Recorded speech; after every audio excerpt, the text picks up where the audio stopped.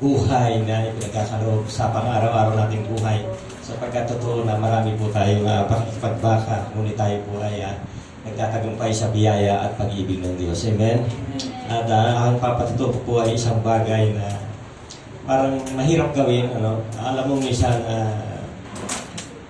alam niyo po, gusto ko muna ipatuto yung aming pag-alis dati. Kung kami po ay nagpunta sa Boracay, ay wala po talaga kaming may pera po kami, pero hindi po At ang biyaya po ng Diyos doon ay nakarating kami ng Boracay, nakarating kami ng Indonesia na wala naman kami talagang cash. Sapagkat yun ay biyaya lamang din ng Diyos na nangyari sa Kanya. Yung anak po namin, kami dinala roon. Kaya lang po kami nakarating doon.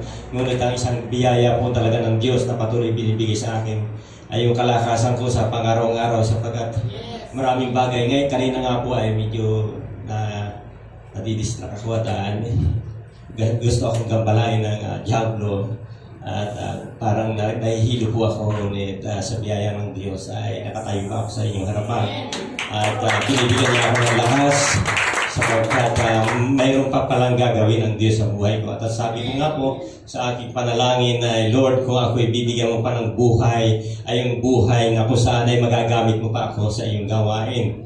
At kaya nga po minsan ako po ay nagtatanong kay Lord din na sino kaya yung pwede kong turuan mag-drive sapagkat may mga time na parang ayaw ko mag-drive.